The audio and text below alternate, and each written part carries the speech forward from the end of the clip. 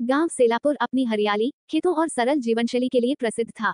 वहां के प्रतिष्ठित और संपन्न किसान रामलाल अपने परिवार के साथ खुशी खुशी जीवन बिता रहे थे। रामलाल और उनकी पत्नी सुमित्रा अपने इकलौते बेटे रवि को बहुत प्यार करते थे। रवि बचपन से ही होशियार और समझदार था। उसने पढ़ाई में भी अच्छा प्रदर्शन किया और आगे चलकर शहर में नौकरी करने लगा। जैसे जैसे समय बीतता गया, रवि विवाह योग्य उम्र का हो गया। रामलाल और सुमित्रा ने अपने बेटे के लिए एक सुशील और सुंदर लड़की सीमा को पसंद किया। सीमा का परिवार भी अच्छे संस्कारों वाला था। वह पढ़ी लिखी, होशियार और बहुत मेहनती थी। उसकी सुंदरता के साथ साथ उसका सौम्य स्वभाव हर किसी को आकर्षित कर लेता था। सीमा और रवि की शादी बहुत धूमधाम से हुई। शादी के बाद सीमा अपने ससुराल में जल्दी घुल मिल गई। वह न केवल घर के कामों में निपुण थी बल्कि सबका आदर और सम्मान भी करती थी। वह अपने सास ससुर का पूरा ख्याल रखती और पति रवि का साथ हर परिस्थिति में निभाती। गांव में लोग उसकी तारीफ करते नहीं थकते थे। रामलाल और सुमित्रा को लगता था कि उनके घर में लक्ष्मी आई है। रवि और सीमा की जोड़ी बहुत अच्छी थी और दोनों एक दूसरे को बेहद प्यार करते थे। शादी को कुछ ही महीने हुए थे कि एक दिन अचानक एक भयानक हादसा हो गया। सीमा अपनी सहेली के साथ गांव के बाजार से कुछ सामान लेने गई थी। खरीदारी करने के बाद जब वे घर लौट रही थी, तभी अचानक एक तेज रफ्तार ट्रक उनकी ओर बढ़ा।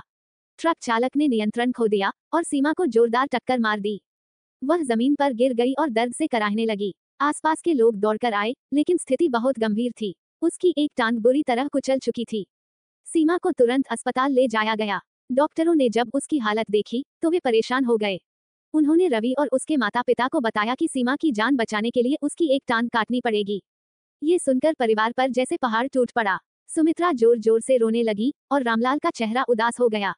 लेकिन रवि ने अपने आंसू पोंछे और डॉक्टर से कहा, डॉक्टर साहब, मेरी पत्नी की जान बचाइए। हमें उसकी टांग की चिंता नहीं, बस वह जीवित रहे।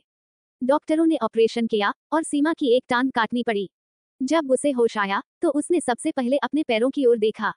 वह समझ गई कि अब वह कभी पहले की तरह सामान्य जीवन नहीं जी सकेगी। अस्पताल से घर लौटने के बाद सीमा पूरी तरह टूट चुकी थी। उसे लगता था कि अब वह अपने ससुराल वालों के लिए बोझ बन गई है। वह खुद को बेबस और अपंग महसूस करने लगी।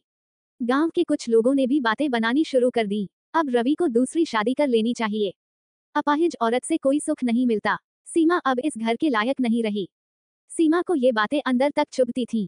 वह हर रोज सोचती कि अब रवि उससे प्यार नहीं करेगा और सास ससुर उसे बोझ समझेंगे। लेकिन रवि ने कभी सीमा को बोझ नहीं समझा। उसने सीमा को प्यार से समझाया, सीमा, शरीर का एक हिस्सा खो जाने से इंसान अधूरा नहीं होता। तुम पहले भी मेरी अर्धांगिनी थी, आज भी हो और हमेशा रहोगी। रवि के इन शब्दों ने सीमा के दिल में नई ऊर्जा भर दी। उसने महसूस किया कि वह अकेली नहीं है। अब सीमा ने खुद को फिर से खड़ा करने की ठानी। रवि ने उसके लिए एक कृत्रिम पैर, आर्टिफिशियल लेग का इंतजाम किया। शुरुआत में उसे बहुत दर्द हुआ, लेकिन उसने हार नहीं मानी। धीरे धीरे उसने फिर से चलना सीखा। पहले उसे बैसाखी का सहारा लेना पड़ता था, लेकिन कुछ महीनों की मेहनत के बाद वह बिना सहारे भी चलने लगी। सीमा ने सोचा कि उसे केवल सामान्य जीवन नहीं, बल्कि असाधारण जीवन जीना है। उसने सिलाई और कढ़ाई का काम सीखना शुरू कर दिया। वह रोज घंटों तक मेहनत करती। धीरे धीरे उसकी मेहनत रंग लाने लगी। उसने अपने हाथों से सुंदर कपड़े बनाने शुरू किए। गांव की अन्य महिलाएं भी उसके पास सीखने आने लगीं। कुछ ही वर्षों में उसने अपना एक छोटा सा सिलाई केंद्र खोल लिया। अब वह न केवल अपने परिवार की मदद कर रही थी, बल्कि कई और महिलाओं को रोजगार भी दे रही थी। अब वही गांव वाले जो उसे ताने देते थे, उसकी तारीफ करने लगे। सीमा ने तो कमाल कर दिया। जिसे हम बोझ समझ रहे थे, उसने तो गांव की औरतों को आत्मनिर्भर बना दिया। रामलाल और सुमित्रा अपनी बहू पर गर्व महसूस करते थे। रवि का प्यार और भी गहरा हो गया था। सीमा की ये कहानी हमें सिखाती है कि कभी भी खुद को कमजोर मत समझो। जीवन में कठिनाइयां आएंगी, लेकिन हार मानना नहीं चाहिए। सच्चा प्यार केवल बाहरी सुंदरता नहीं देखता, बल्कि आत्मा की खूबसूरती को पहचानता है। अगर मन में दृढ़ निश्चय हो, तो कोई भी मुश्किल आपको रोक नहीं सकती। सीमा की ये कहानी हजारों महिलाओं के लिए प्रेरणा बन गई। वह साबित कर चुकी थी कि अगर हौसला हो, तो कोई भी बाधा आपको रोक नहीं सकती।